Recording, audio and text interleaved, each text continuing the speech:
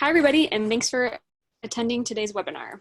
New research, bring security to DevOps, why security matters in the SDLC. My name is Erin, and I'm on the marketing team here at Chef, and we have a crew here today on the webinar. We have Alan Baptista, Product Marketing Manager, Galen Emery, Lead Compliance Architect, Paul Took, the Sales Manager down in the Asia Pacific region, and Anthony Reese, a Solutions Architect. So before I turn it over, I just have a couple of housekeeping items to cover. If you have any questions, you can submit them through the Q&A app at the bottom of the screen at any time, and we will be answering questions probably at the end of the presentation. For the best viewing experience, we recommend closing any additional programs or browser sessions running in the background, as webinars are bandwidth intensive. And finally, this webinar is being recorded, and an on-demand version of the presentation will be available by tomorrow. So for those of you just joining, welcome to today's presentation. New research, bring security to DevOps, why security matters in the SDLC.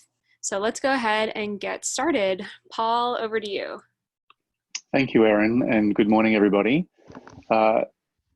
As Erin said, welcome to today's webinar presented by Chef. Our three presenters today are Galen Emery, who's our lead security and compliance architect, Alan Baptista, who represents our product marketing team and has a focus on security and compliance, and from the Asia Pacific region, Anthony Reese, who's our solutions architect leader for the region. I'll hand over to Galen to kick things off. Galen will present some of the results of the survey that we've recently run with IDG and talk about the meaning behind those results and what information we can garner from them. Galen, I'll hand over to you. Thanks, Paul. Really appreciate it. And thanks you all for being here today and listening to the recording if you're listening to this in the future. Real quick, I'll get into this and I'll let Alan come in as well. We wanted to do a survey to kind of figure out really where the adoption of DevSecOps practices impact the SDLC. Really want to see what that looks like, particularly from the security side of the house. So we surveyed the CISO online customer base. We're focused on enterprise customers, focused on IT directors and above, and really focused on the security side. And what we found was a bunch of interesting information. For the industries in particular, we saw a lot of detail out of our financial services, high tech, and software, and also a lot of manufacturing having a bunch of kind of physical security requirements and things along those lines. And then the titles, as you can see here, again, this kind of director and above set of people. So really getting the focus on security decision makers within organizations. Alan, anything else you want to add here? No, I think those are good questions. We had over 20 questions that we collected and collected about a little over 100 valid, statistically significant responses. So on the next slide, and it shows one of the first questions that we asked, we were trying to identify primarily where does security live? And overwhelmingly, it shows that security is still a very combined part of the IT infrastructure. As security doesn't have a standalone, is not standing as a discrete function for the most part, with more than two-thirds of the organizations having security combined, all reporting into the CIO or the CTO. The second set of questions we asked was trying to identify how critical was integrating security into the software development lifecycle. And overwhelmingly, it's critical or very important, with the majority of those responding. So no really big surprises here overall. Then we tried to identify where security is most commonly assessed within the software development lifecycle.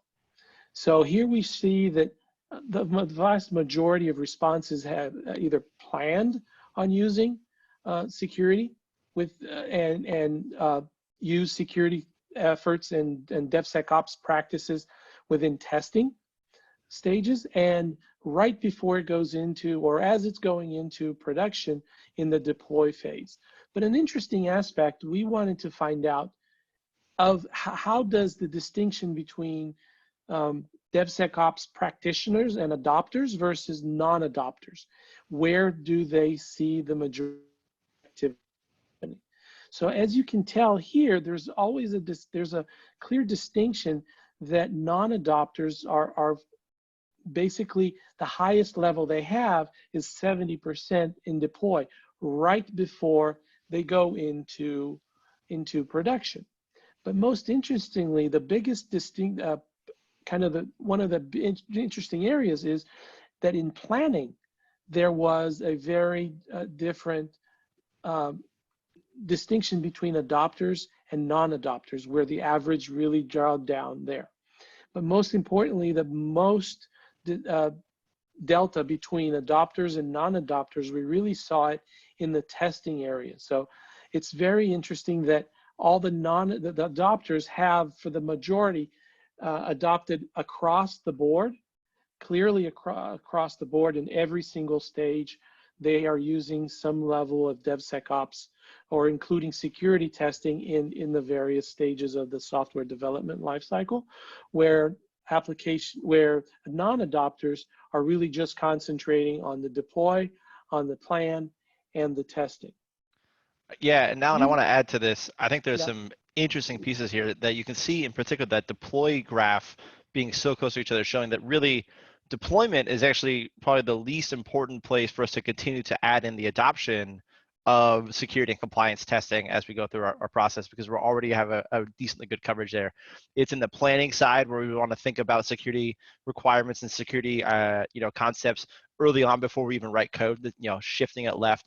And then the testing stage as well, right? We think about this a lot as how do we validate early that we are either secure or insecure well before we get to deployment. And as we can see, as we go through some more of this data, we're going to see that trend kind of continue to bear out. And we really don't want to wait until the last mile right before it's going into production to really have those security tests occur, right? We want it, as the adopters here have showed, throughout the process, and even post-production too, as it's operated and monitored to continuously monitor and maintain that security estate, right? So the next set of questions we had was really trying to identify how many times per year the security was, how many times the organization released an application into production. As you're seeing, even though that the last mile testing, there's still a vast majority, 2/3 of the organizations that we surveyed mentioned that release with vulnerabilities at least once a year, with an average being between 2 and 3 applications per year. So why is it that always, after so many tests occurring, why are they still releasing software with those necessary vulnerabilities? We dove a little deeper into audits, because that's typically the way that we identify issues within our systems, within our estate, to try and identify where security gaps are occurring. And we asked how often, on average, does it take, or how long does it typically take to complete a security audit? I was really surprised that it really takes around average 2 months to complete an audit. And that involves a very large number of people within the organization, and could in many ways be seen as non-really productive time. So 2 months of work really just to identify those audits. And why is it that those audits are taking so long, and what can be done to shorten those audit processes a little bit further, right? Yeah, and Alan, I just want to add to that, right? 2 months is not just the amount of time that the auditor is sitting inside your environment looking over your systems. Multiple people from your organization are typically responding to this audit, working with the auditor. Requirements can change, priorities can change if serious vulnerabilities are found. So this isn't just 2 months of time we're waiting for results. It's 2 months of active loss of business time from our people and a shift in our priorities. As we can see in this data, 1 to 2 months is a portion of it. Many organizations have 3 months, 5 months, even 6 month long audits, right? So if you get audited twice a year, that means you're basically in a perpetual audit. Perpetual audit does not mean continuous compliance. It's not the same thing, right? Just always being under audit because your audit takes you 6 months isn't the same thing as having continuous compliance viewpoint of your world. So we dove down a little deeper to try and identify what is the audit reality. So we asked about scans versus audits.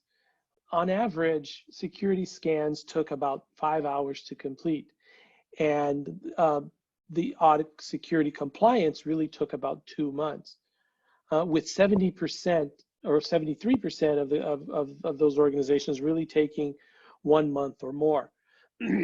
Then we asked about efficiencies and about security and how the involvement of security and how efficient those teams worked with other teams. We saw that the response and the feedback that the security teams and even the implementation was people were very confident with the information that the security teams were providing, and the audit, the feedback was done very quickly. But then we want to know how quickly is that feedback really being implemented? We found out that effectively the feedback is done somewhat effectively, but it could do better. Most companies have effectively integrated those feedbacks, but they need room for improvement, with only 28% believing they're extremely effective integrating those feedbacks into the software development lifecycle. There were two key elements that we wanted to find out from the survey: was the impact of security within the SDLC. And then we asked, in terms of pace, how does the involvement of the security team impact the pace of the software that they're delivering? Clearly, adopters, and this was kind of a surprise, we were expecting it to be quite slower, but then with the adopters, it actually sped things up. They were saying that involving security, which is counterintuitive in many cases, that involving security has really expedited the delivery of software. And that's counterparted from the non-adopters, where 42% of the organizations say involvement of security slowed them down. So clearly, involving security throughout the software development lifecycle really speeds up the delivery of the software in the SDLC. Galen, did you find anything interesting here? Yeah, I think what's really fascinating about this is just how disparate and different the two perceptions are, right? If you've adopted DevSecOps into your software delivery lifecycle, you have a clear belief and understanding that your security team's impact is actually speeds up your software delivery process. If you have not, your belief and understanding and your experience is that security is a hindrance to your business, right? If we want to get security out of the idea of being a cost center, out of being just risk management and actually being an asset for our businesses, then we have to have this integrated, right? This is clearly what this data is showing us right here.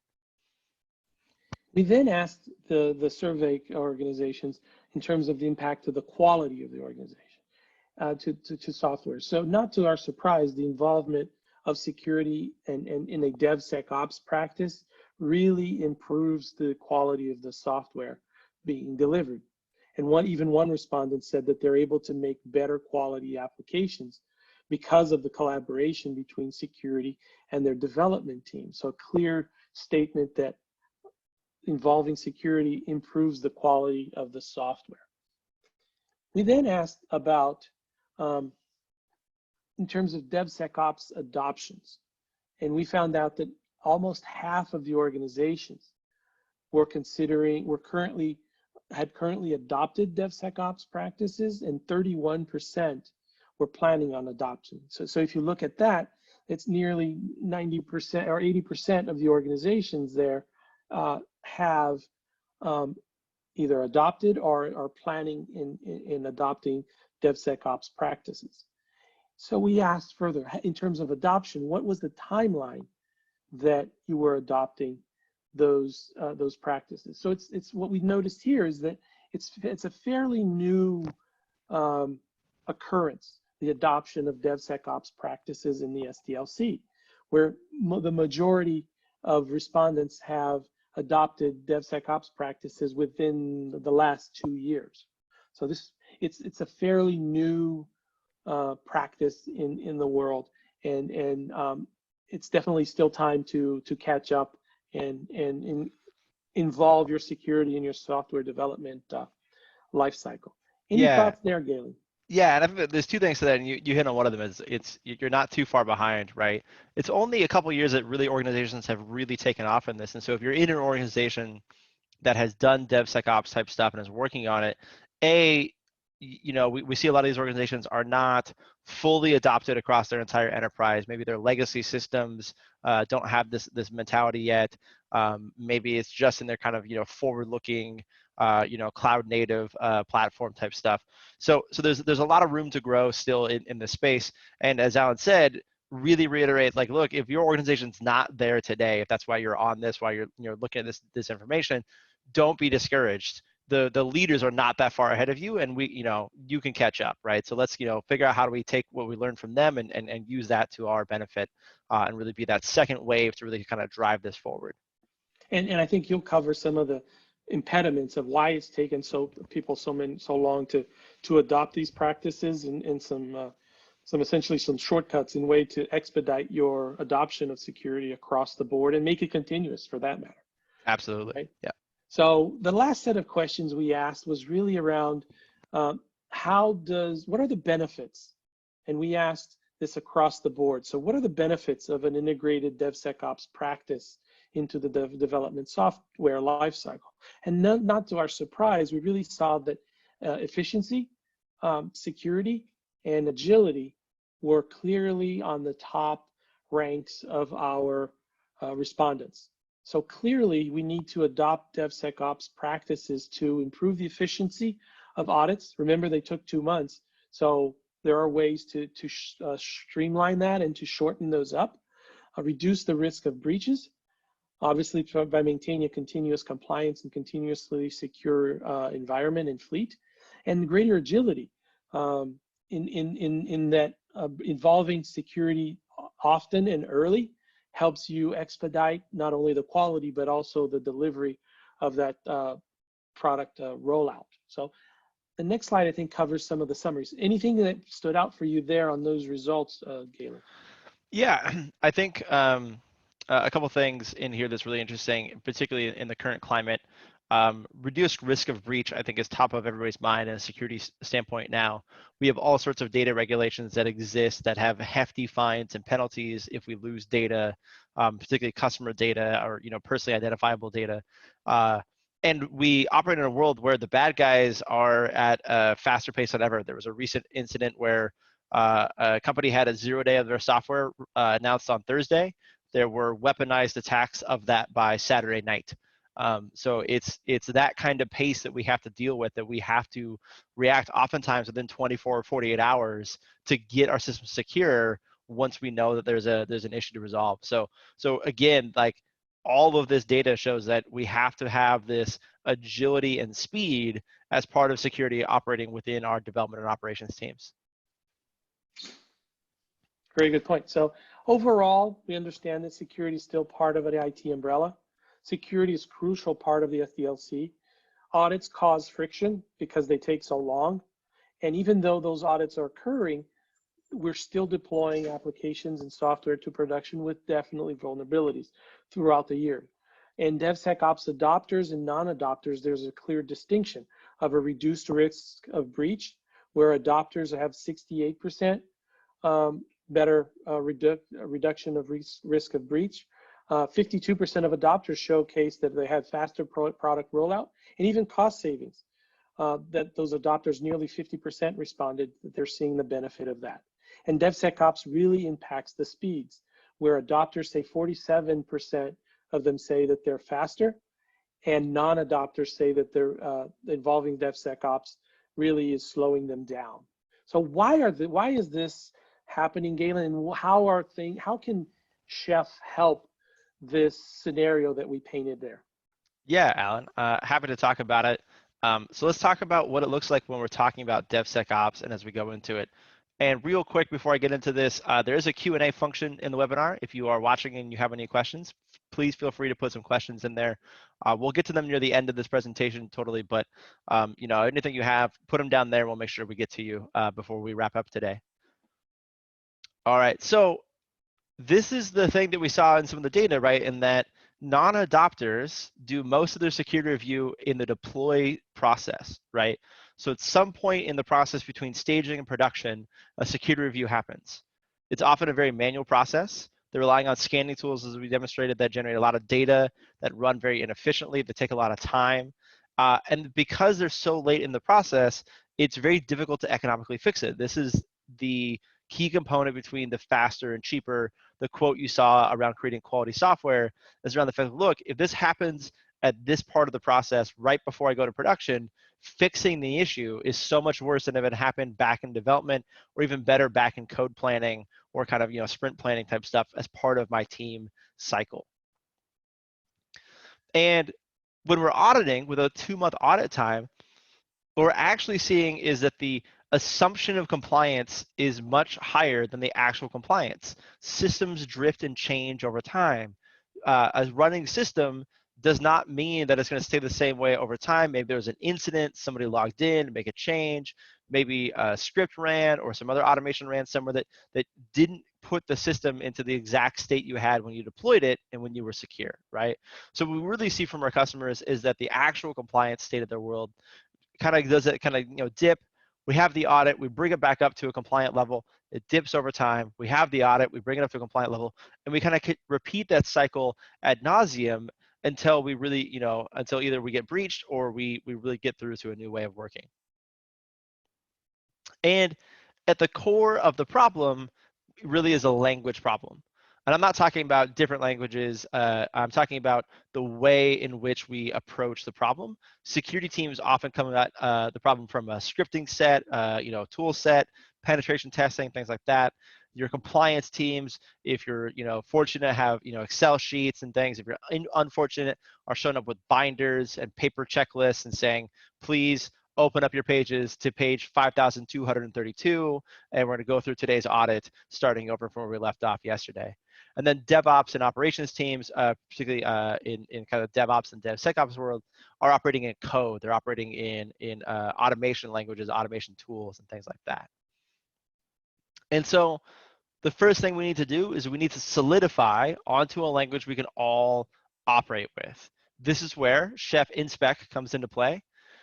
This allows us to be unambiguous. We are all very clear about what the code is accomplishing. We can run the code, we can test it, we can set up syntax checks against it, we can set up security checks against it, all those sorts of things. Code scales better than anything else, right? I can deploy the code to 100 machines, 1,000 to 10,000. The number doesn't matter because it's code. This allows us to shift the security process left into the software development cycle and say, hey, software team, these are your tests that you must pass in order to go towards production. We're going to make you run these tests back in development well before we get anywhere near to production. This is going to give you a better feedback loop. It's going to make it easier to understand and easier to go on from there. And because it's a software test, we can run this continuously in production. We can say, hey, just because we deployed it that way doesn't mean that we're not going to have issues later on, or we shouldn't keep watching for it. We should maintain a constant vigilance of our security posture. And so really, again, as mentioned, Chef InSpec is the language that we use for this. Allows us to translate this into code. There's a lot of really key components here. I have a more full example here on the right-hand side, and this is one of the key things about it that allows it to be the source of truth for all the teams. Because it's extensible with tags and metadata, and I can do a bunch of waivers and exception processing stuff, I can make sure that this code is the source of truth for whether or not a system is compliant to a PCI regulation, to a HIPAA, to a NIST. If you're following like a DISA-STIG, we have DISA-STIGs. All of that content, all of that context comes along with the code so that every person who's looking at it, from the auditor to the operations individual to the security analyst, all have the tools that they need, the information that they need to do their job looking at the single source of truth. And with that, I'm going to go ahead and head over to Anthony, who's going to show us a bit of how this actually works. Thanks, Galen. So I'll share my screen in a moment, but we're looking to take you through a demonstration of the Chef reporting dashboard in Chef Automate. And I'm going to take you through talking a lot about the compliance areas that Galen was just talking us through, and also looking at how we can reduce a lot of the cycle times that Alan was presenting in terms of the numbers that we were seeing, the percentages of time that many organizations were taking to complete security and compliance reviews. And then we'll take a look at how we can actually harden and do remediation, not only on Linux and Windows platforms, but I'll also give you a sneak peek into what we can do on the cloud platforms, including AWS, Azure, and GCP from the foundations themselves. So I'm just going to take over the screen share, if that's okay, please, Galen. Thank you. And I'll share my screen. Galen, are you able to see my screen okay? I see it, man. Excellent.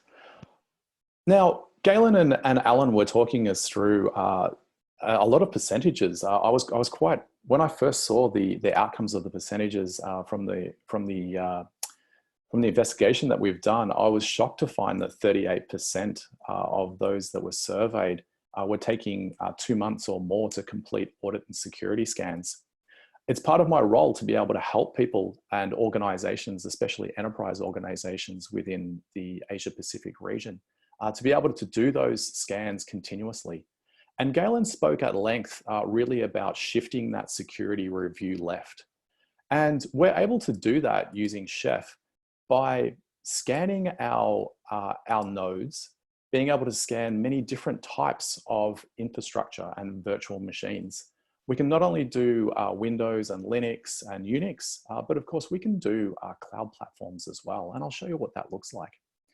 Now, from our Chef Automate dashboard, it gives us a one-stop view into what our environment looks like.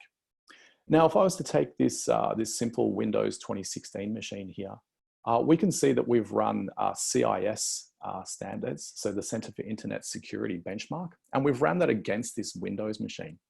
And you can see that there's a number of critical issues that it's failed. In fact, to be honest, it's failed 221 of them.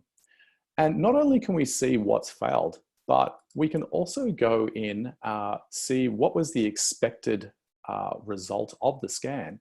And we can also delve right into the actual source code itself that InSpec has run for us. Now, InSpec is based on a spec-based language, so which means that it's completely human readable. In fact, this is the actual code. So here it was doing a check to see what the account lockout duration was set to. And that is actually the InSpec code right there. You can see it from the dashboard, and of course, it's code, so therefore you can modify it. You also have the ability to be able to set impact ratings as well. You can see that this particular scan, as set by the Center for Internet Security, is set to an impact level of 0.7. If you don't agree with that, or you don't agree with the 15-minute duration, you have the ability to be able to modify that as well. Because as Galen described before, InSpec is run by code at the back end, and you have the ability to modify that code. By using code, that means that we have an unambiguous language that we're all able to share. And Galen also talked a little bit about using a common language. And the common language here really is about setting our standards via code and running them continuously across our platform. Now, we do get those reports and we have them run continuously. You can see that I've scanned Windows machines, I've scanned CentOS machines, but I've also gone and I've scanned my AWS environment as well. Now, I did promise you that we would have a quick look and see what it looks like to go and scan the AWS Foundation. I've used the Chef CIS benchmark for AWS level 1. We have benchmarks that cover AWS, Azure, and GCP. So we cover all three of the major cloud groups. And we're able to scan the foundation itself to be able to check identity and access management rules, as an example. We can also go and check the benchmark logging. We can check monitoring and the status of the monitoring to ensure that it's enabled. So on the AWS platform, it's always a good idea to have CloudTrail enabled on your S3 buckets, for example. We can check to see if you have S3 buckets which are publicly facing, which is always going to get you into trouble. So you want to be careful with that. And we can run these scans continuously across your foundation to ensure that the AWS environment that you've set up, or Azure and GCP, is in line with the industry's best practices. In this particular case, the Center for Internet Security. So not only can we scan our virtual machines, but we can also scan the cloud environments that they run on. Now, in terms of being able to remediate those, because we've now been given some insight into what our environment looks like, we can now go and we can use Chef to be able to remediate those environments and to harden them. Now, that means that we can help not only to reduce the audit and compliance scanning regime by using InSpec, and we can do that within minutes because we can scan continuously on our platform. But we also have the ability to remediate those platforms too. Now, the way that we do that is we use Chef in combination with our InSpec product. And we're able to run on a number of different platforms. And when we run, let's go and have a look at that Windows 2016 machine again. We get an inventory of everything that has been run across our platform. So we can see all of the updates that have been made to our Windows 2016 machine here. And I can tell what was updated in terms of the resource that was executed. I can see right down to, in this case, from the Windows perspective, I can see right down to the system registry and in terms of the actual change that was made to that registry key setting by Chef. So I get a really detailed view in terms of the hardening that has been performed on our platform to ensure that we are continuously compliant. So this means that we're using InSpec to be able to scan our virtual machines and our cloud platforms, but we're also able to shift that completely left. So whatever we can do in production, of course, we can do in our development environments. Our developers can run these tests and can also harden everything in our development environments on our laptops. And then we can take it all the way through our environments, through our continuous delivery pipeline, right through system user acceptance test, pre-production, and then of course, all the way into production and across our data centers and our clouds. Because Chef supports not only public cloud, but of course we also support on-premise as well. Now that gives us a key advantage because we're able to see the current hardening status of our Windows, our Linux, and our Unix-based machines, all from a single dashboard here. I often get asked the question, well, what happens if something goes wrong? Do I have to go digging through logs on the server? Do I need to SSH onto the machine? Do I need to go and dig through and trawl through all of those logs and stack traces, etc.? Well, in short, the answer is no. And I've set up this demonstration to show you how easy it is to go and get the stack trace. Now, when using Chef and our unified dashboard, Chef Automate, it's really easy for you to go and see the information, the error, the stack trace, and the log to be able to go and find that information. You can download all of the glorious detail so that you can debug it. And then, of course, it's just a simple fix. Reapply the change by using a policy within Chef, and Chef will go and take care of the rest for you and ensuring that you now have that machine hardened. So once we've gone and we've run all of these hardening updates using Chef cookbooks, what does it look like from a compliance perspective? Well, let's go and take a quick look at what InSpec says after we've gone and run these changes and hardened our platforms. It means that we end up with a set of audit test cases which have run, our audit controls, and we're able to see where these have been fixed and where they have passed. And the details here show that this particular Windows 2016 machine has now had Chef gone and hardened that and has made all of those controls now pass and be in alignment with the industry's best practices, such as Center for Internet Security. We can see all of the detail in terms of which tests have passed, but we also get another view as well. Chef has recently implemented a fantastic change that I know a lot of my banking customers are happy about, which is what we call waivers. Now, waivers allow us to apply a time-based security sign-off to essentially skip or waive the check for a period of time. The waiver appears within the unified dashboard, and it shows you not only the expiry date, so after the expiry date, this test will now be run. And it also gives you a reason which you can tie back to your incident management system as well. So in this particular case, security have signed off on us not having to perform this scan until February 2025. So they've been really lenient for us. They've given us about 5 years to get away with not scanning this, which is really nice of them. I hope your security organization are as lenient as mine, or in this case, Galen. Thanks for that, Galen.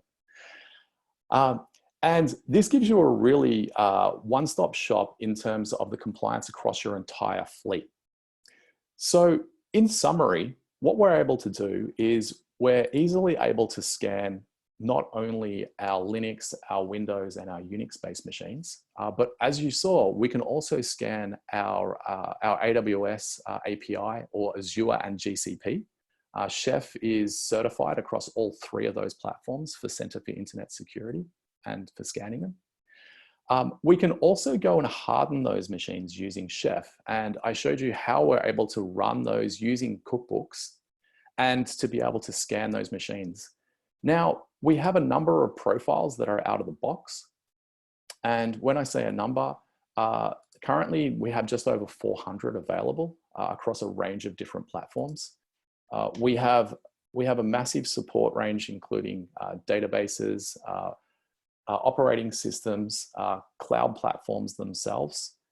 To give you an idea of some of the Windows benchmarks that we currently support, we support everything from Windows 10 through to Windows 7, 8.1, and of course all the way up to 2016 and the new 2019 as well, in terms of the scanning that we can perform.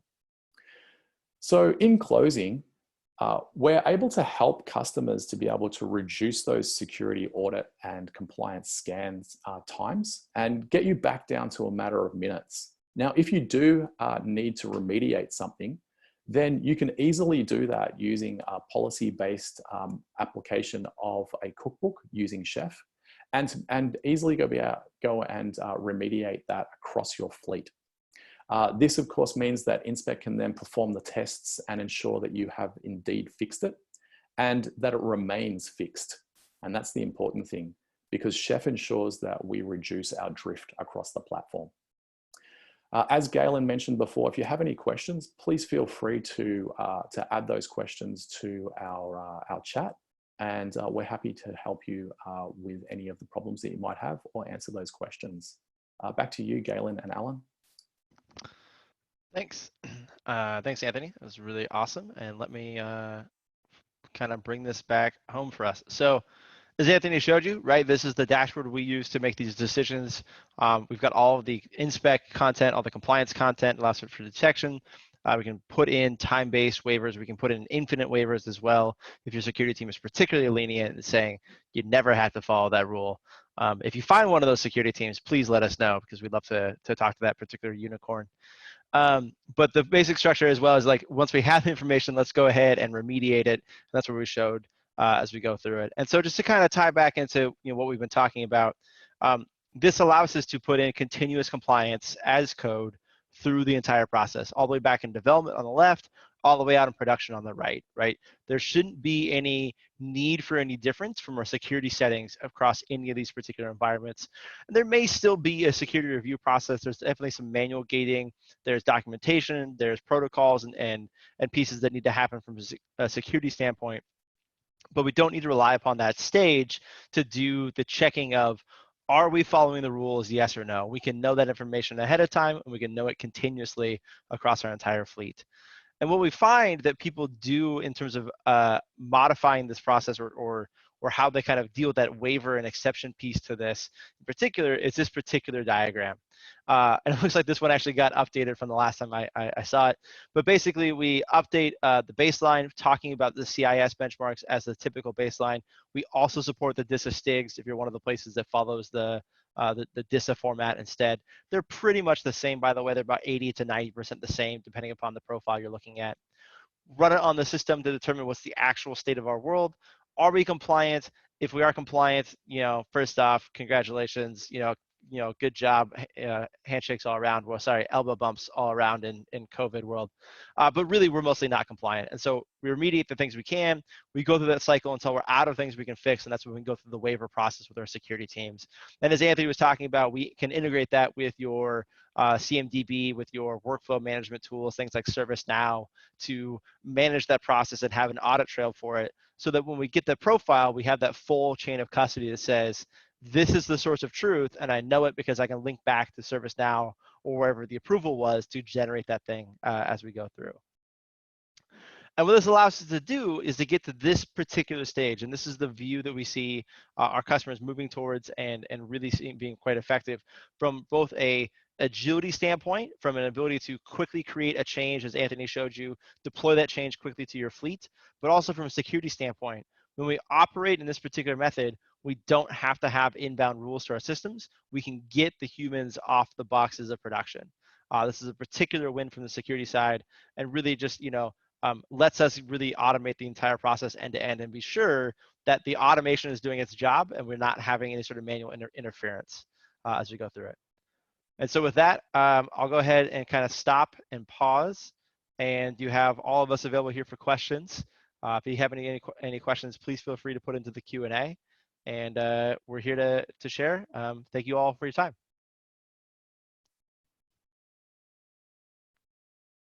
Thanks, everybody. For those that would like to raise a question, as Galen said, please drop a question in the Q&A box, which you can find at the bottom of the Zoom screen. We'll give people a minute or two to type any questions they might have. And if there's no questions, we'll happily give people back the rest of their morning.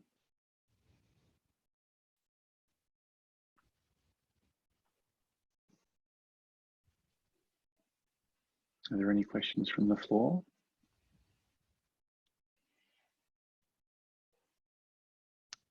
I have one. Yeah, Alan. Anthony, from the stats, I think this was one of the first times you've seen this these stats. Does it diverge from what you've seen out there in the field in terms of how DevSecOps is applied and understood in the specifically in the Asia Pac market? I think the stats are reasonably accurate from the different enterprises that we talk to, Alan. It's always concerning, of course, when you talk to prospective customers and they tell you that it can take anywhere up to 4 months to complete a security audit. And I think that's part of our role, is to be able to help those organizations to be able to achieve that and to be able to, as Galen put, shift it left. But I think the results that you showed, Alan, were a pretty accurate representation of this region as well. Was there anything that surprised or stood out for you? I think it's always a little bit scarier when you see it as a graph. One of the stats that you put up, and you showed that 38% of the people that were surveyed said that it took 2 months or more to complete a security audit. 2 months is a long time, and it's a lot of time to spend on a security audit. It's always in the news that you're seeing that organizations are having breaches. And I just think organizations need to be able to adapt to this quicker. Anthony, you may have already started to answer this, but what do you see as the driving piece behind this, right? We see that companies are definitely moving towards this, but what's the business case for them? What's the outcome they're looking to actually achieve here? Many of the customers that myself, Paul, Carrie, and Tio work with in the APAC region are held accountable to many of them to government organizations. So we work with a lot of banks in this region. And so not only are they held accountable to themselves and obviously their shareholders plus their reputation, because no one wants to have a data breach or a security-based breach. But in many cases, the highly regulated areas like the telcos and the banks are held accountable to government organizations where they have to provide regulatory audits on a very regular basis. And that can be, a lot of the times, that's the larger driving force that we're seeing from within this region.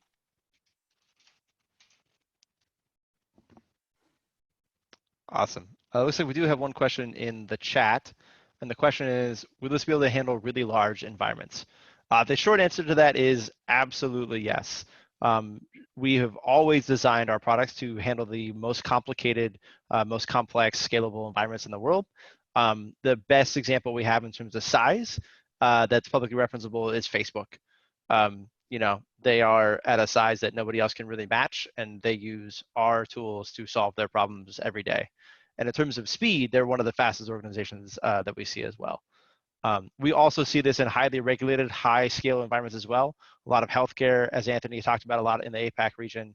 We see a lot of banking customers as well, typically running this at 100,000, 200,000 systems under management. Great question. Yeah. That's a good question. We also, so we're in this region, we do have customers over the 100,000 mark. Galen mentioned Facebook, who are very, very large. And we also have a lot of white papers. So we have one white paper which explains how we can easily scale over 100,000 virtual machines, no problems. There's another question from Yuang. Has jumped into the chat. Who are the competitors you have and what is your competitive advantage? I think the competitive advantage we have, Yuang, is this idea of continuous compliance applied across the entire software lifecycle pipeline. Do you want to bring up that diagram that you have, Galen, so we can highlight that? One second, please.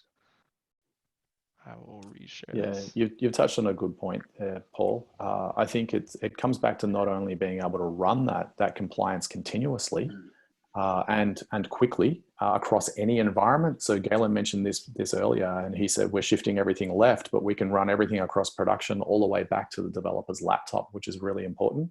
Plus, we have the ability to be able to harden and to be able to quickly fix that issue as well, and that's important. Galen, can you? I meant that there's a diagram towards the end of the slides, which shows the SLDC in a very simple.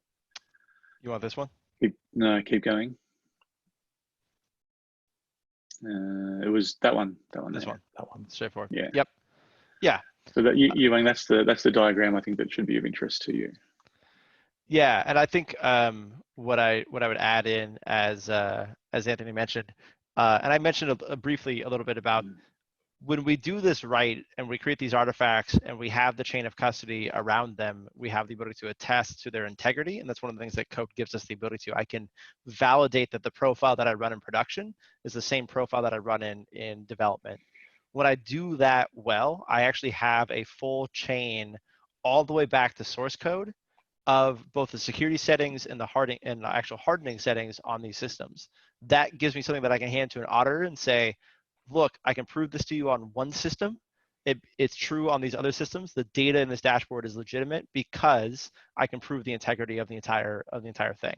And having that ability and be able to push that user management, that change management stuff back into the development cycle versus did Anthony have the was Anthony within his authority, within his rights to make the change to the system is a different question than what code did Anthony write, who approved Anthony's code, right? One of those is a lot easier to answer than the other. And I think that's one of the key things here. And in terms of the competitive landscape, the biggest thing we run into on compliance and security is do nothing. Because at the core of it, this is a risk management problem. One of the reasons we see this a lot in the banking industries, and as Anthony mentioned, in terms of this particular region, people who are beholden to a government entity that can hold them accountable, those are the folks who are obviously most willing to go forward in this. But everybody has the data breach problem. Everybody has the security risk problem.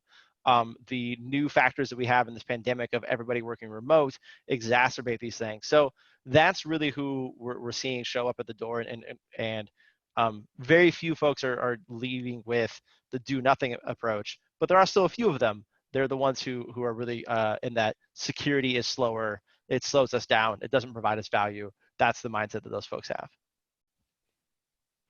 And just to close off on that point, there are, before we answer a couple of more questions from Sandeep in the Q&A window.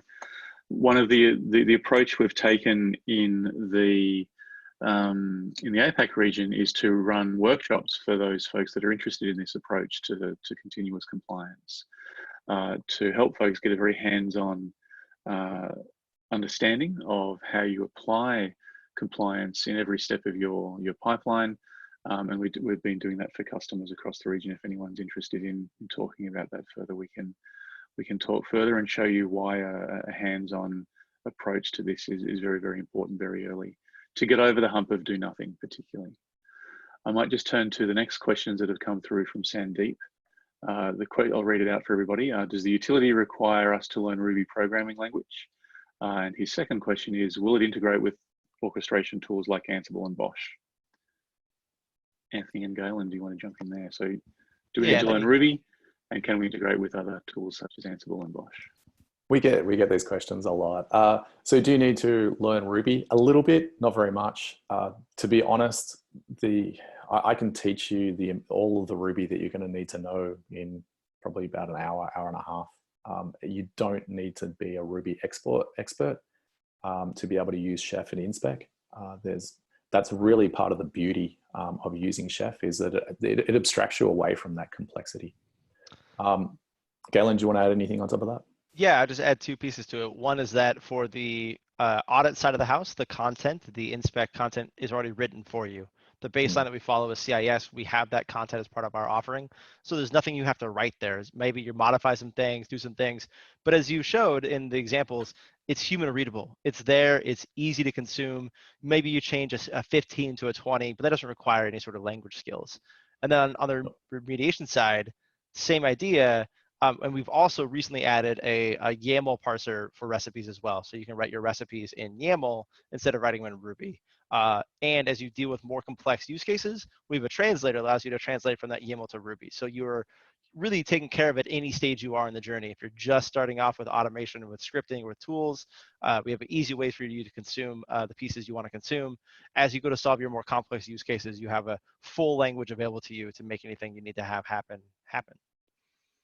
Yeah, all of the cookbooks that I used for remediation and hardening today are all managed by Chef and written by Chef. And they were out of the box CIS profiles as well, to Galen's point. So we provide all of that for you to make it easy.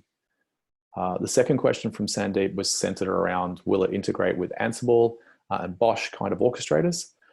We have many, many customers that use Ansible, for example. So yes is the answer. In fact, there's been blogs that are written that we can point you to in using, for example, using InSpec with Ansible. We have a lot of detail around that, or any of the other configuration management tools that are out there. So yes, we do work quite well with other products. In fact, we have a bank that uses InSpec with other configuration management tools that are not particularly Chef. And the shameless plug before we end, I'd like to remind everyone that we are going to have ChefConf 2020. It's online this year on June 2nd and 3rd. We'll have several customers presenting, as well as the forthcoming announcements from Chef, also being recorded and being able to be watched at your own leisure on June 2nd and 3rd. So shameless plug for ChefConf online. Just to add to that, Alan, thank you. The Chef APAC team, we plan to host a best of ChefConf webinar not too long after ChefConf goes live. So please keep an eye on your mailing list for that. And then following on from that best of ChefConf session, we'll also be hosting some hands-on short workshops here on Zoom in the weeks following ChefConf, where where if you sign up in time, we'll have limited spaces for those workshops, given it will be online. But you'll be able to spend some time with Anthony and other members of our technical team here in Asia Pacific to learn a little bit of InSpec, learn a little bit of Chef, etc., etc. So please keep an eye on your the Chef mailing list for updates and dates for those further webinars in the coming weeks. All right, looks like we will close it out there. Be on the lookout too for a follow-up email, and you'll be able to watch the recording of this webinar as well. So thanks again, everybody, for presenting, and have a wonderful rest of your day. Thanks, Thank you, everyone. everyone. Have a Thanks, good one. everyone.